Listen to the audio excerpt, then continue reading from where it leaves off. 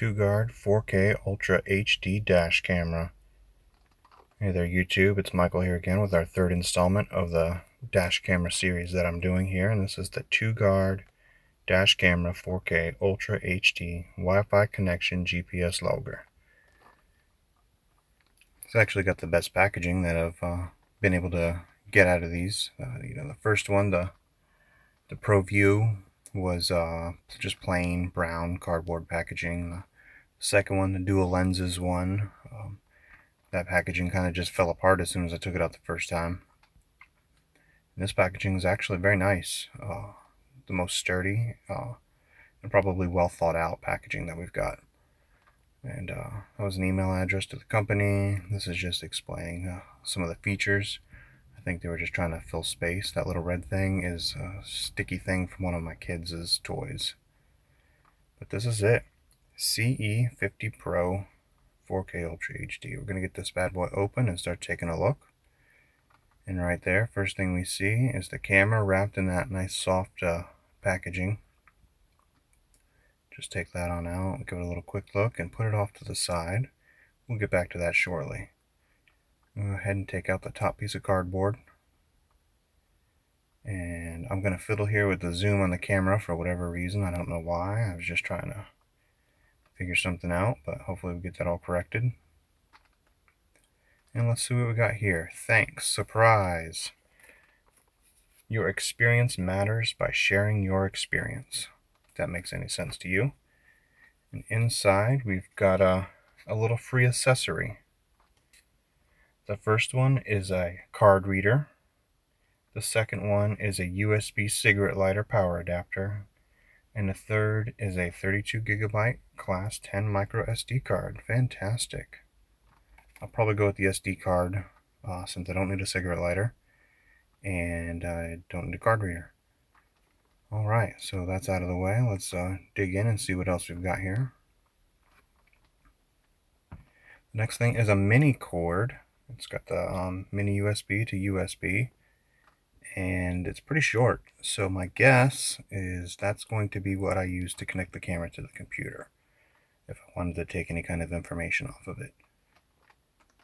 Alright, the next thing we're going to grab is, oh, look at that. It's a mount. I wonder what it's going to mount.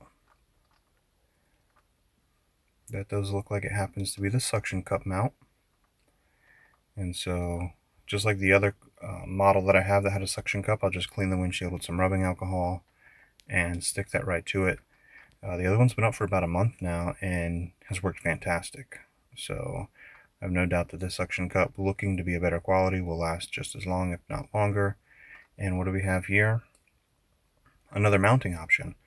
This one is using that 3M double-sided sticker, and that looks like it's going to be more of a permanent option. So suction cup and adhesive.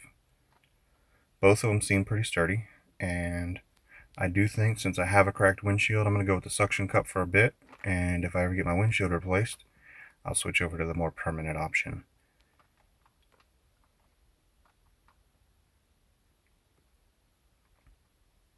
Coming up next is two things. Let's put one of them back. And this is the power adapter.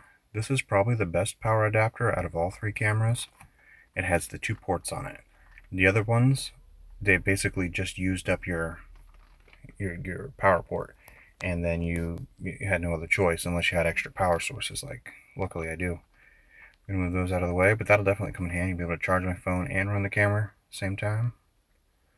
Alright, this little package has got a couple of neat things in it. I'm going to get those on out of here. Look at that. See the little double-sided tape? Those are hooks for the wires to hold them in place. That is ingenious.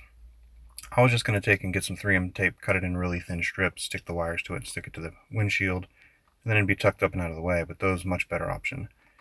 This is like a little pry bar. I don't know what it's used for to, my guess is maybe it's used to pry these off if you happen to put them in the wrong place.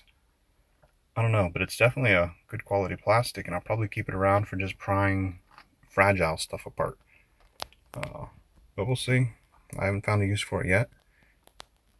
Get all this out of the way, and we're going to go ahead and get the next thing out of the box. And it's the power wire.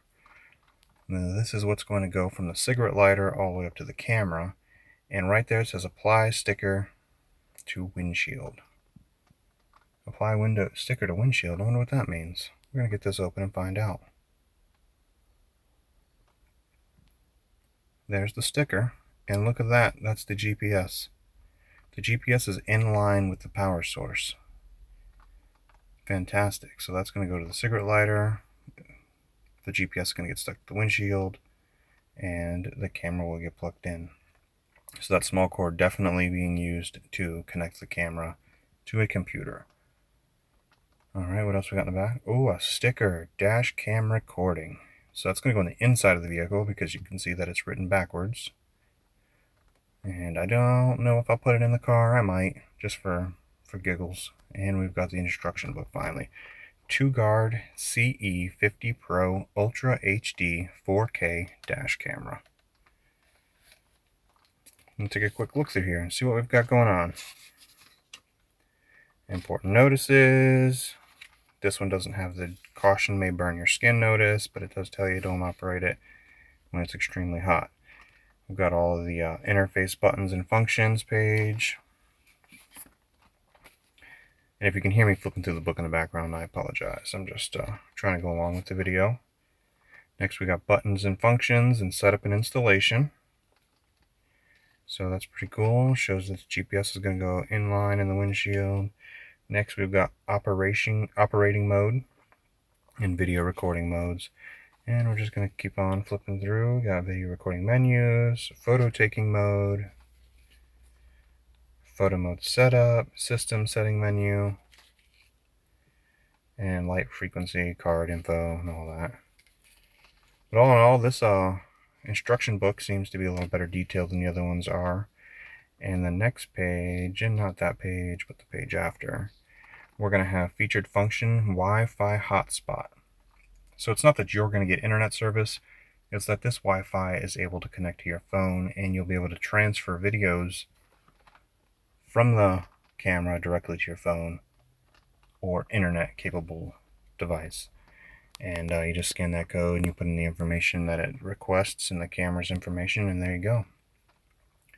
I think this is a fantastic idea. I haven't had the opportunity to use it yet, but I do intend on setting up this feature, especially if I'm able to get videos sent to my phone while driving, or, you know, whatever. We'll see. We'll see how it all goes out.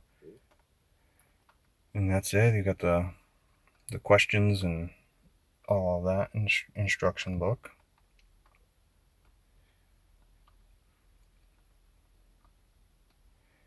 And bam. Alright, so I'm going to get everything put back in the box. I'm going to take this out to the car and get it all set up, and we will get to doing some more stuff. That camera's actually, or the little sticker's kind of neat. I don't know if it necessarily be beneficial to put in the car, but it might just be cute. I think it would match my car actually. So let's look at the camera. Bam, totally forgot about that. Here we go. And look at that. Nice, 170 degrees, 4K. I think that this camera looks a little bit better than the others. It is not touchscreen, unlike the dual camera one is touchscreen.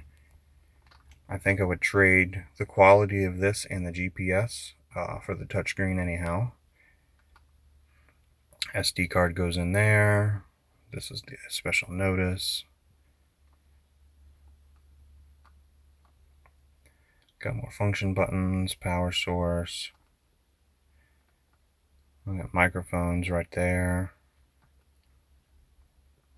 Alright, we've got a pointing at the lens. It's nice. Nice. Alright, we're gonna go ahead and get all this put away and move right on out to the car. I'm gonna get the car all set up and get the SD card formatted, and we will get to go right from there. And that's my dog and some clothes that were taken to Goodwill. And wachow. Alright, camera's all set up. I used the suction cup mount since I do have a big crack in my windshield. Instead of using the sticky clips again, eventually I'll get the windshield replaced. Here it is, powered up. Here's a little warning thing saying, hey, I found an SD card. You probably want to set it up and all that. Confirm. I didn't confirm it fast enough, but I do end up going back and fixing that. So it looks good. Definitely looks good. The camera quality is good. Here's it from the front.